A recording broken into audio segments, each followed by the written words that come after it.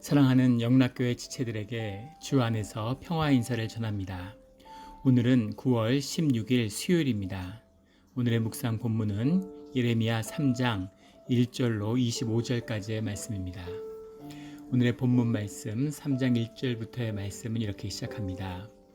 그들이 말하기를 가령 사람이 그의 아내를 버림으로 그가 그에게서 떠나 타인의 아내가 된다 하자. 남편이 그를 다시 받겠느냐? 그리하면 그 땅이 크게 더러워지지 아니하겠느냐 하느니라. 내가 많은 무리와 행음하고도 내게로 돌아오려느냐 여호와의 말씀이니라. 부부관계, 신앙의 관계를 부부의 관계로 비유하는 것이 성경의 특징입니다. 그래서 결혼잔치의 비유, 순결한 신부의 비유 이런 것이 쭉 성경에 반복돼서 계시록까지 나오고 있죠.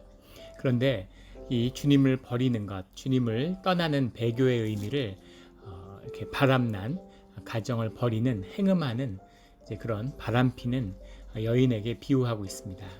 우리가 주님에게 거룩한 신부가 되어야 되기 때문에 그런 뜻에서 부인이 바람을 피는 이제 그런 비유죠. 그런데 그렇게 나가서 바람을 피고 가정의 언약을 깼는데 그리고 다시 돌아온다고 해서 남편이 받아줄 수 있겠느냐라는 그런 말씀이죠. 근데 이 말씀이 의미심장한 것은 이때가 요시아의 2차 성전개혁이 시작된 때라고 하는 것입니다. 요시아 왕 때에 히스기야 왕에 이어서 다시금 성전이 개혁되고 성경에 대한 성경을 이제 그 과정에서 성전에서 찾게 되죠. 성경이 세워지고 말씀이 바로 잡혀지는 산당을 제하는 우상숭배를 폐하는 그런 일들이 이루어지고 있었는데 그 일에 대한 주님의 평가라고 하는 것입니다. 주님께 돌아오는데 주님이 그것을 받아주겠느냐 이렇게 말씀하고 계시는 거죠. 그리고 여기에 또 한 가지 그 땅이 크게 더러워지지 않겠느냐, 또 2절에 가도 이 땅이 더럽혀졌도다, 9절에 가도 이 땅을 더럽혔거늘 땅을 더럽혔다라는 말씀이 자주 나오죠. 인간의 도덕적, 윤리적 죄, 또 주님에게서 멀어지는 우리를 멀리하는 그 죄라는 것이 땅을 더럽히는 일이라는 겁니다. 이것은 상징적인 의미고 우리의 모든 것을 창조하신 주님의 창조 질서를 어지럽히는 그것이 인간의 죄와 깊이 연관되어 있는 거죠. 평생 땀 흘려 일해도 엉겅퀴밖에 내지 않는 땅, 그 땅의 저주의 비밀은 사실은 인간의 죄에 있다는 것을 이야기하고 있습니다. 인간이 도덕적으로 타락하면 땅의 지기가 죽는다는 것을 많은 우리 동서양의 고금에 주님을 몰랐던 그런 영성가들도 그런 이야기들을 하죠. 신비가들도 땅의 기운이 죽어간다 이렇게 이야기를 하는 겁니다. 또 주님께 회복하고 돌아왔을 때 땅의 기운이 살아나는 거죠. 이것이 생명의 역사입니다. 지금 그 남극과 북극의 그 극지방의 극성이 점점 약화되고 있다고 그러죠. 극성이 좀 약화돼서 이 나침판을 쓰는 분들, 등산하는 분들 말씀을 들어보면 나침판이 잘 안 듣는다는 거예요. 하도 극성이 약화돼서 그렇답니다. 그리고 이것이 처음 있는 일이 아니라 지구에서 7번이나 심지어는 남극과 북극의 극성이 바뀐 적이 있었다는 것을 과학자들이 이야기하고 있죠. 그만큼 자연의 이 자연성이라는 것도 계속해서 변화하고 있는데 그 변화가 사실은 이 지구에 살고 있는 주님이 만드신 인간과의 이 상호 영향을 주고받는 것이다 라는 겁니다. 지금 지구를 봐도 그렇죠. 지구의 온난화 같은 문제들, 지구가 급격히 문제를 일으키고 있고 이것이 자연의 큰 대자연의 변화의 일부일 수도 있겠지만 또 인간이 저지른 부분도 아주 크다는 것을 우리가 알고 있습니다. 자연이 점점 더 나빠지고 있죠. 이 더위, 항상 관측일의 가장 더운 날씨, 관측일의 최대 폭풍, 관측일의 최대 지진, 최대 해일 이런 일들을 뉴스에서 몇 년마다 한 번씩 듣고 있는 것 같아요. 이런 재앙들, 예전에는 100년에 한 번 올까 말까 한 재앙들이 이제는 1년에 십수차례씩 오는 이런 속에 살고 있습니다. 이걸 통해서 우리가 사실은 땅을 더럽혔다라는 의미가 단순히 문학적인 비유가 아니라 실제 우리 삶의 실제라는 것을 보게 되는 것이죠. 주님과의 관계가 회복되므로 또 세상과의 관계, 세상을 지배하고 다스리는 인간의 권세, 피조물의 조화가 다시 나타남으로, 그 질서가 나타남으로 자연과 땅이 회복되는 역사를 우리가 보게 되기를 주의 이름으로 축원합니다. 2절에 내 눈을 들어 헐벗은 산을 보라. 내가 행음하지 아니한 곳이 어디 있느냐. 내가 길가에 앉은 사람들을 기다리는 것이 광야에 있는 아라바 사람 같아서 음란과 행악으로 이 땅을 더럽혔도다. 산에서 제사를 드리는 건 인간의 이제 본성이죠. 하나님과 더 가까이, 하늘과 더 가까이 가면 그러면 주님께 더 목소리가 잘 전달될 수 있을 것이다. 잘 들을 수 있을 것이다. 라고 하는 산을 오르는 것에서 인간이 느끼는 경건함이 있죠. 인간의 본질적인 부분입니다. 본성적인 것이죠. 그런데 헐벗은 산을 보라. 산에서 계속 산당을 짓고 제사를 지내고 거기서 제사를 지낸다는 것은 이제 번제를 태우는 거니까 나무를 다 잘라서 산들이 민둥산이 되어 있는 거죠. 근데 마치 너희가 하는 짓, 너희 행음하는 짓의 그 모습이 길가에 앉은 사람들을 기다리는 아라바 사람 같다. 아라바 사람이라는 건 아람 민족이죠. 지금은 그렇지 않지만 역사적으로 아람 민족이라는 것은 사막지대에 살면서 도둑질을 하는 겁니다. 사막의 길은 정해져 있죠. 물이 나오는 오아시스를 따라서 이동하기 때문에 그 언덕길, 다니는 길들이 일정하다는 겁니다. 바다처럼 넓어 보이지만 일정한 길을 타고 다니기 때문에 그 길에 숨어 있다가 계속해서 사람들을 강도질하고 도둑질하는 것. 이것이 아라바 사람들의 삶의 길인데 너희들이 마치 아라바 사람같이 행했다라는 거죠. 음란과 행악으로 이 땅을 더럽혔도다. 내가 길가에 앉아서 사람을 기다리는 것이 광야에 있는 아라바 사람 같다. 길가에 앉아서 사람을 기다린다는 건 이제 그런 매매춘을 하는 창기를 비유하는 것이죠. 그런 것처럼 도둑처럼 강도처럼 매매춘을 하는 창기처럼 그렇게 세상을 더럽혔다라는 겁니다. 그러므로 3절에 단비가 그쳤고 늦은 비가 없어졌느니라. 단비가 그쳤고 늦은 비가 없어졌다는 것은 더 이상 주님의 은혜가 없다는 거죠. 주님의 은혜가 없어도 현상세계나 세상에 타락한 자연으로서 그대로 있죠. 하지만 그 위에 임하는 그것과 함께하는 주님의 은혜를 너희가 경험하지 못한다라는 겁니다. 그럴지라도 내가 창녀의 낯을 가졌으므로 수치를 알지 못하느니라. 그것이 부끄러운 일임을, 그것이 정말 수치스러운 일임을 알지 못한다는 거죠. 창기가 수치심이 있으면 창기를 못하겠죠. 그것을 알지 못하는, 길에서 호객을 해야 되니까 오히려 자신감을 갖고 자신의 매력으로 사람을 끌어당긴다고 생각하겠죠. 그런 것처럼 너희가 뭐가 부끄러운 것인지 부끄럽지 않은 것인지를 구분하지 못한다라는 겁니다. 교회에서도 그렇죠. 교회가 주님 안에 있고 주님 안에서 우리의 심령이 깨어있을 때에는 정말 주님 앞에 부끄러움으로 교회에 나왔을 때 고개를 숙이고 기도하게 되는 것이죠. 근데 주님을 모르고 마음이 마비되었을 때는 뭐가 부끄러움이고 뭐가 수치인지를 모르고 교회에서 다투고 교회에서 성을 내고 이런 일들 있을 수 없는 일이고 최소한의 부끄러움과 수치를 아는 사람이라면 흉내낼 수도 없는 일들을 아무렇지 않게 하게 되는 거죠. 이것이 창기의 모습과 다를 게 무엇이냐라고 주님은 말씀하시는 겁니다. 4절에 내가 이제부터는 내게 부르짖기를 나의 아버지여, 아버지는 나의 청년 시절에 보호자이시오니 노염이 한없이 계속하시겠으며 끝까지 품으시겠나이까 하지 아니하겠느냐. 4, 5절의 말씀은 회개하지 않으면서 회개하는 것처럼 어려울 때만 되면 힘든 일이 있으면 주님을 다시 부른다는 겁니다. 우리의 모습이죠. 좋은 시절에 정말 주님과의 관계가 부모 자식의 관계, 회복된 관계라면 그러면 항상 좋은 때 아름다운 일이 있을 때 귀한 소식이 있을 때 주님을 찾고 주님 앞에 감사해야죠. 그런데 그렇지 않고 어려움이 있을 때 정말 힘들어졌을 때 그때만 주님께 와서 주님을 부르짖고 찾는다는 것입니다. 그렇게 찾는다고 너희가 돌이켜지겠느냐, 너희 모습이 달라지겠느냐 라고 하는 주님의 말씀이죠. 여기서 아버지는 나의 청년 시절의 보호자이시오니 라는 말의 보호자라는 말은 알루프라는 말인데 알루프라는 말은 사실은 보호자라고 해석했지만 부인이 남편을 부를 때도 부를 수 있는 일이고 자식이 부모를 부를 때도 알루프라고 부를 수 있습니다. 그래서 아주 친근함의 표현이라고 그래요. 그러니까 여보 당신 이렇게 불렀는데 자기야 이렇게 부르는 거죠. 또 뭐 아버지 어머니 이렇게 불렀는데 아빠 엄마 아빠 아빠 뭐 이렇게 부르는 것, 이게 알루프죠. 친근함의 표시입니다. 친근함으로 주님께 알루프 하고 부르는 것, 그것이 주님의 호감을 사기 위한 친밀감의 표시죠. 부모가 있는데 부모를 전혀 찾지 않는데 뭐 돈이 필요할 때, 어려울 때마다 부모한테 돈 달랄 때만 연락이 온다.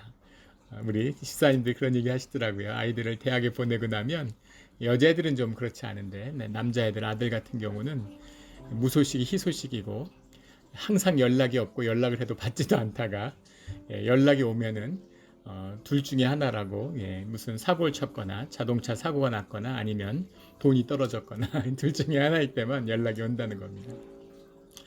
그 얘기를 듣고 저도 아들만 있는데 그 마음에 그러면 안 될 텐데 이런 마음이 들었어요. 그런데 뭐 아직 어리니까 그런 것이죠. 그런데 부모 자식이 좋은 일로, 기쁜 일로 그 관계가 친밀하고 서로에게 정말 더할 수 없는 삶의 같은 동반자가 되어야 되는 거죠. 어려울 때 어떤 수단을 위해서, 어려움에 있을 때 도움을 받기 위해서, 뭐 돈을 얻기 위해서, 뭐 그럴 때도 물론 필요하고 도움을 줄 수 있으면 좋겠지만, 그것만이라면 그것은 진정한 관계일 수가 없는 거죠. 주님의 안타까운 마음이 있는 겁니다.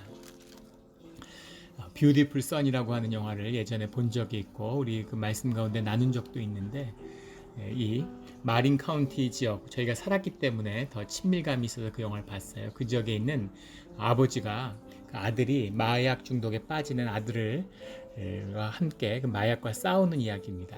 굉장히 감동적인데 너무 리얼하기 때문이에요. 정말 그 주변에서 아주 흔하게 봤던 그런 가정의 모습입니다. 마린 카운티가 미국의 400몇십 개 되는 카운티 중에서 가장 부유한 카운티라고 그러죠. 정말 적과 꿀이 흐른다는 건 이런 거구나 할 것처럼 사람들이 부유하기 이를 수가 없습니다. 그런데 그 가정들이 다 마약으로 무너져요. 마약이 심각합니다. 미국의 마약의 문제가 어떤 것인가 하는 것을 그 지역사회에서 보게 되죠. 아무렇지 않게 부모들이 마약 파티를 하니까 아이들이 10대에 마약을 접하게 되는 거죠. 그래서 마약에 빠지는 아이들이 다 그렇진 않지만 삶이 어떻게 무너지는가라는 걸 보여주는 겁니다. 근데 그 자식이 마약에 점점 깊이 빠져가면서 삶이 무너져 가죠. 아버지도 그 아들을 붙들기 위해서 안간힘을 쓰는 겁니다. 그런데 아들이 가출하고 막 방황하다가 가끔씩 찾아올 때 점점 더 무너진 모습으로 간절히 아버지를 찾죠. 도와달라고. 정말 한 번만 도와달라고. 그런데 아버지가 도와줘도 돌이키지 못하는 거죠. 잠시 회복된 것 같지만 또 자식이 조금만 돈을 달라고 해서 돈을 주면 결국 그게 마약으로 아이의 삶을 더 파괴하는 거죠. 마지막에 아이가 죽어가면서 아버지를 찾는데 아버지의 그 비통해하면서 우는 모습이 정말 깊이 가슴 아프고 인상이 오래 남았습니다. 그 제목이 뷰티풀 선이에요. 하나도 아들이 뷰티풀하지 않습니다. 근데 자식이 제목이 뷰티풀 선, 아버지가 기억하는 아들의 그 아름다운 모습, 그 아름다운 모습을 아버지가 그 가장 아름다운 모습을 기억하는 것이죠. 그것이 주님이 우리를 바라보는 모습입니다. 뷰티풀 선인 거죠. 그 아름다운 모습이 회복되기를 바라는, 그 아름다운 모습으로 주님께 돌아오기를 바라는 거죠. 그런데 어려울 때만 부르짖어서 주님을 알루프라고 찾으면서 언제까지 노여 하시겠습니까? 끝까지 노여움을 푸시겠습니까? 이렇게 이야기하는 거죠. 5절에 노여움을 한없이 계속 하시겠으며 끝까지 품으시겠나이까 하지 아니하였겠느냐. 보라, 내가 이같이 말하여도 악을 행하여 내 욕심을 이루었느니라. 욕심을 행하고 악을 행하며 죄를 계속 저지르면서도 어려움 속에 주님에게 도움만을 받으려고 하는, 도움 줄 거면 같이 있고 뭐 잔소리하고 야단칠 거면 저리 가세요, 이렇게 주님을 대한다는 거죠. 이것이 오늘 우리의 모습임을 보게 됩니다. 힘들고 어려울 때는 주님을 찾지만 또 좀 상황이 좋아지는 것 같고 조건이 좀 개선되는 것 같으면 또 언제 주님을 찾았는지 이렇게 되는 것이죠. 주님이 우리를 돌이키기를 원하는, 그런데 요시아의 성전개혁이 이루어지고 있는데 주님이 이 말씀을 하셨다는 거예요. 이것은 요시아의 성전개혁을 주님이 어떻게 보셨는가에 대한 대답입니다. 그 대답이 예레미야를 통해서 예루살렘에게 선포되고 있는 것이죠. 그러면 성전개혁이 나쁜 것이었느냐? 그렇지 않습니다. 그것은 아름답고 좋은 것이었죠. 하지만 요시아의 성전개혁의 문제는 무엇이냐면 요시아가 권력과 힘으로 한 것이라는 거예요. 마스크를 쓰지 않아야 된다라는 걸 우리가 마스크를 써야 된다. 그것이 보건안전에 도움이 된다. 그렇게 협조하는 마음으로 우리가 마스크를 쓰는 것, 이것이 중요한 것이죠. 이것이 성숙한 시민들의 모습일 겁니다. 그런데 마스크가 없으면 안 되니까 그걸 법으로 정하고 마스크 안 쓰면 잡아가고 벌금을 매기고, 이거는 사실은 아주 비극적인 것이죠. 중국이 중국의 국가주석이라는 사람이 나와서 이번에 방역을 통해서 중국의 체제의 우수함을 세상에 보여줬다, 이렇게 자화자찬하는 걸 보고 좀 어안이 벙벙했습니다. 사실 중국과 같은 체제는 세상에서 인류의 역사에서 없어져야 될 체제죠. 수백만을 재판도 없이 혐의도 없이 사람을 가두어두고 고문하고 행방불명하고 되고 죽이고 이러는 나라잖아요.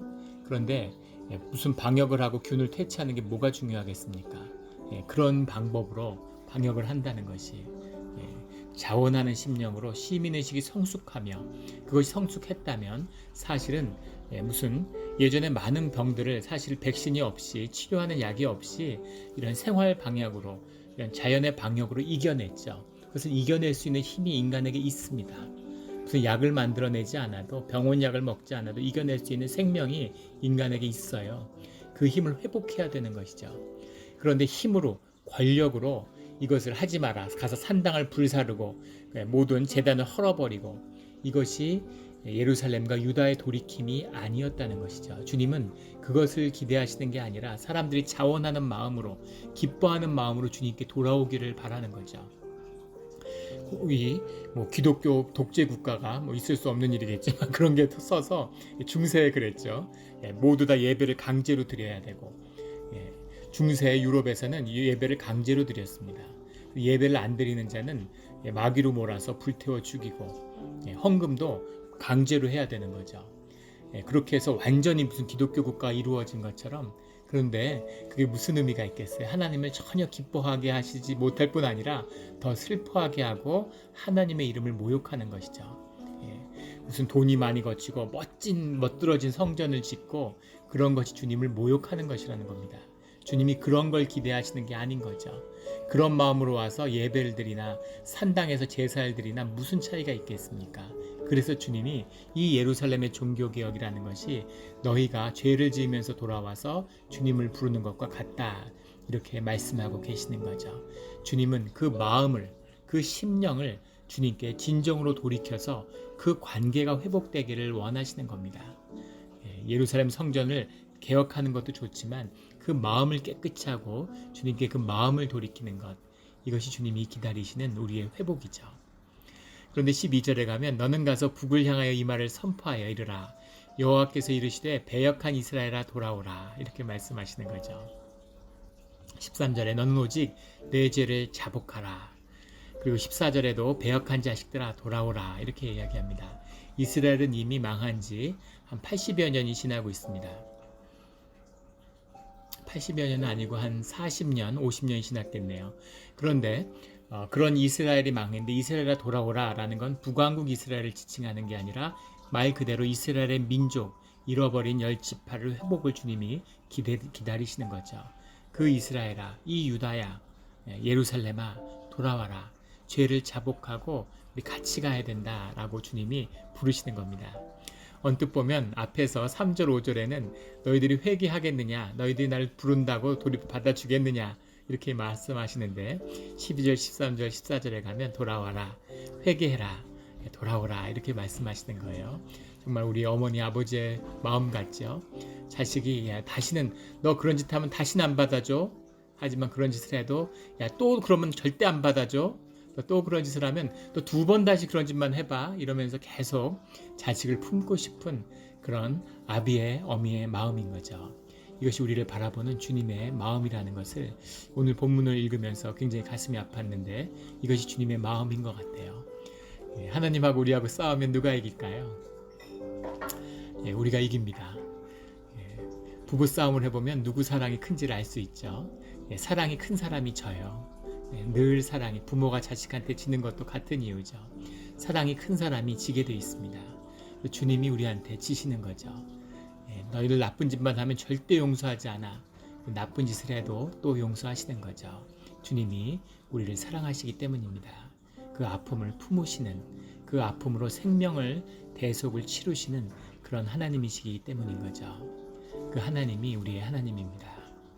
14절에 배역한 자식들아 돌아오라 나는 너희 남편임이라. 기가 막힌 말씀인데, 나는 너희 남편이라 그냥 읽어보면 이상하죠. 배역한 자식들아 돌아오라 나는 너희 남편임이라. 남편의 원문이 바알입니다. 내가 너희의 바알이다, 이런 말씀이신 거죠. 근데 바알이라는 것을 남편으로 해석했는데 남편이란 뜻도 있고 주인이란 뜻도 있고 또 아버지란 뜻도 있을 수 있습니다. 근데 히브리어, 성경의 히브리어에서는 늘 남편은 이쉬라는 말로 쓰죠. 남편이라고 하는 건 이쉬라고 쓰고 아버지는 아부라고 하는 표현입니다. 이쉬나 아부가 아니라 바알을 남편이나 아버지라고 쓰는 표현, 번역하는 경우는 거의 없죠. 그런데 나는 너희의 바알이다, 내가 바알이다, 이렇게 주님이 말씀하시는 거예요. 하도 바알을 좋아하니까, 하도 바알을 숭배하니까 야 나한테 와, 내가 바알이야, 이렇게 말씀하시는 거죠. 너희가 돈을 그렇게 좋아하는데, 물질을 그렇게 좋아하는데, 너희가 좋아하는 금, 다이아몬드, 돈, 명성, 명예 이런 것도 다 내가 주는 거다. 내가 그런 걸 줄 테니까 나한테 와라, 이렇게 이야기하는 거죠. 주님과 함께하면 주님이 그런 물질의 축복을 주십니다. 그런데 우리는 주님은 필요 없고 물질적 축복만 내놓으세요. 돈만 내놓으세요. 내가 돈의 주인이고 내 마음대로 살 테니까 이래라 저래라 하지 말고, 뭘 삶을 경건하게 해라 이런 말 하지 말고, 그냥 경건하게 삶이 구별되는 것, 주의 음성을 듣고 살아가는 것, 이런 것이 기쁘지 않은 거죠. 우리가 병들어서 그런 겁니다. 제가 금년 초에 금식을 하면서 이제 살이 많이 빠졌죠. 그런데 그걸 하면서 체질이 이제 좀 바뀌는 그런 경험을 하게 됐습니다. 저한테 금식을 권유했던 목사님, 설득했던 목사님이 그런 얘기를 하세요. 사람은 살을 찔 수가 없다는 거예요. 본질적으로. 살이 찐다는 건 뭔가 몸이 병들었다는 증거라고, 살이 절대로 먹는 걸로 살찌지 않는다. 근데 머리로는 이해할 수 있지만 와닿지 않는 얘기였죠. 그래서 뭐라고 말씀하시냐면, 그 목사님이 먹고 싶는 걸 참는 거는 뭔가 병들었다는 증거라는 거죠. 사람이 자기 몸을 다스리게 될 수 있으면, 심령이 육신 위에 서 있으면, 그 질서가 몸에서 회복되어 있으면, 먹고 싶지 않으면 그러면 안 먹고 싶어야 된다는, 먹으면 안 돼, 이런 몸이 알아서 안 먹고 싶어져야 된다는 거예요. 먹고 싶은데 참고, 이거는 잘못된, 먹고 싶으면 먹어야 된다는 거죠. 근데 우리 몸이 아이스크림이나 초콜릿 이런 걸 좋아할 수 있게 만든 몸이 아니라는 거예요. 수만 년을 한 번도 먹어보지 못한 건데 몸이 그걸 먹고 싶겠냐고 이렇게 이야기를 하더라고요. 근데 와닿지 않았는데 지금은 이제 그걸 알고 있습니다.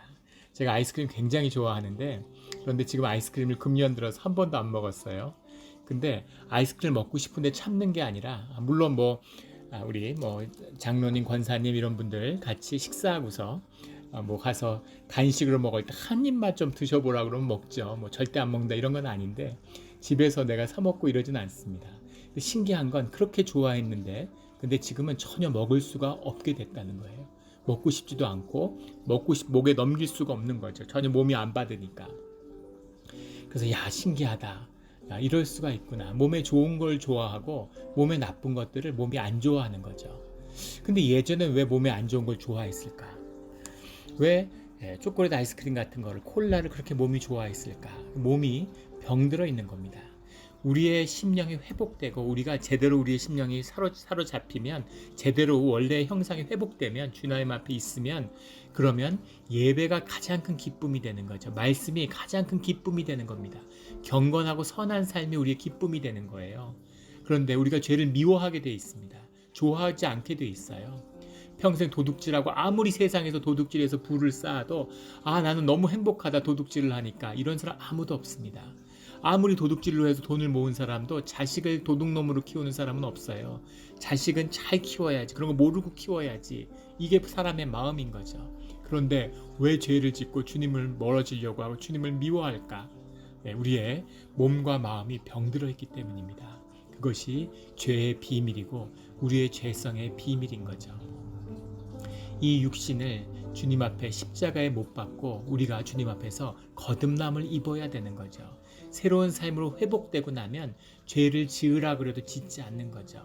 그것으로 이익이 있다고 해도 그런 이익 따위로 그 즐거움을 바꿀 수 없는 겁니다. 이것이 하늘의 보석을 들고 땅에 돌을 던지는 자의 삶, 믿음의 삶, 주님의 자녀의 삶이에요. 이런 삶의 길을 가는 주의 자녀들이 되시기를 주의 이름으로 축원합니다. 16절에 여호와의 말씀이니라. 너희가 이 땅에서 번성하여 많아질 때에는 사람들이 여호와의 언약궤를 다시는 말하지 아니할 것이요 생각하지 아니할 것이요 기억하지 아니할 것이요 찾지 아니할 것이요 다시는 만들지 아니할 것이며 16절 17절도 굉장히 깊은 말씀입니다. 17절에 그때 예루살렘이 그들에게 여호와의 보좌라 일컬음이 되며 모든 백성이 그리로 모이리니 언약궤가 필요하지 않을 것이다. 너희가 징계를 받고 이제 나의 징계로 이 유다와 예루살렘을 무너뜨릴 텐데 이스라엘을 무너뜨릴 텐데 그 뒤에 회복되는 주님의 말씀 가운데 다시 주님이 구별되어지는 남은 자들의 모임이 남은 자들의 공동체가 예루살렘이 회복될 때에는 그때는 예루살렘이 언약궤가 필요 없다라는 거죠. 예수님의 우리 그리스도의 복음을 이미 구약이 얘기하고 있습니다. 구약과 신약이 다르다고 얘기하는 사람들은 정말 말씀을 모르는 사람들이죠. 언약궤가 필요하지 않다. 주님의 말씀이 언약궤에 담겨 있고 주님이 우리와 함께하는 상징이 언약궤인데 더 이상 너희에게 언약궤가 필요 없는 그런 예루살렘이 될 것이다. 그때에는 예루살렘이 여호와의 보좌라 일컬음이 될 것이다. 누가 봐도 주님의 임재가 함께하고 있기 때문에 이곳이 주님이 함께하시는 곳이구나. 여기가 여호와의 보좌구나 하는 것을 너희가 보게 될 것이라는 거죠.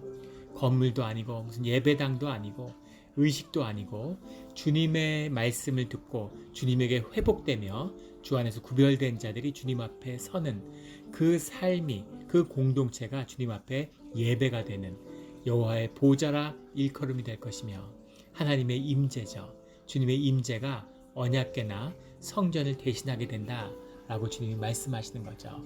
이것이 우리가 지금 누리고 있는 교회의 꿈입니다. 교회가 회복돼야 되는 것이죠. 주님의 임재가 있어야 되는 거예요. 예배를 드릴 때 서 있어야 되느냐 앉아 있어야 되느냐 말씀을 봉독하는데 어떻게 앉아 있느냐 이런 논란들을 많이 하죠. 근데 그것은 뭘 모르는 소리입니다. 주님의 임재가 없기 때문에 그런 걸 갖고 다투는 거예요. 예수님의 임재가 있는 자리에서는 서거나 눕거나 물구나물 서거나 엎드리거나 아무 상관없습니다. 임재 그 자체가 모든 것을 말하기 때문인 거죠. 주님 앞에 있다면 안겨있으면 어떻고 누워있으면 어떻고 물구나물 서 있으면 어떻습니까? 중요한 건 주님의 임재를 우리가 초청하기 위해서 우리가 할 수 있는 모든 일을 하는 것, 이것이 예배인 거죠. 예배를 준비하는 우리의 모습입니다. 주님 앞에 최선을 다하지만 우리가 무엇을 해서 주님과 함께할 수 있는 게 아니라 우리가 죄가 있지만 우리의 최선을 주님께 보여드립니다. 주님 은혜로 함께하여 주시옵소서 이거죠. 주님이 자격이 없지만 은혜로 우리 가운데 임하여 주시는 거죠. 19절에 주님이 말씀하세요. 내가 말하기를 내가 어떻게 하든지 너를 자녀들 중에 두며 허다한 나라들 중에 아름다운 기업인 이 귀한 땅을 내게 주리라 하였고 내가 다시 말하기를 너희가 나를 나의 아버지라 하고 나를 떠나지 말 것이니라 하였노라. 주님이 다시 주시는 축복의 말씀이고 언약입니다. 22절에 보면 보소서 우리가 주께 왔사오니 주는 우리 하나님의 여호와이심이니이다. 이 고백을 주님이 기다리시는 거죠. 우리가 주께 왔사오니 주는 우리 하나님 여호와이심이니이다. 그런데 이 고백이 예루살렘의 고백, 유다의 고백, 이스라엘의 고백이 아니라 예레미야의 고백이라는 겁니다. 예레미야의 심령의 기도죠. 이 기도가 예레미야의 기도가 예루살렘의 기도, 주의 자녀들의 기도가 되기를 주님이 기다리시는 거죠. 23절에 작은 산들과 큰 산 위에서 떠드는 것은 참으로 헛된 일이라. 이스라엘의 구원은 진실로 우리 하나님 여호와께 있나이다. 이 고백이 오늘 우리의 고백이 되기를 주님의 구원이 하늘로부터 이 땅에 임하는 것을 보는 우리 삶의 자리가 되기를 예수 그리스도 이름으로 축원합니다. 아멘.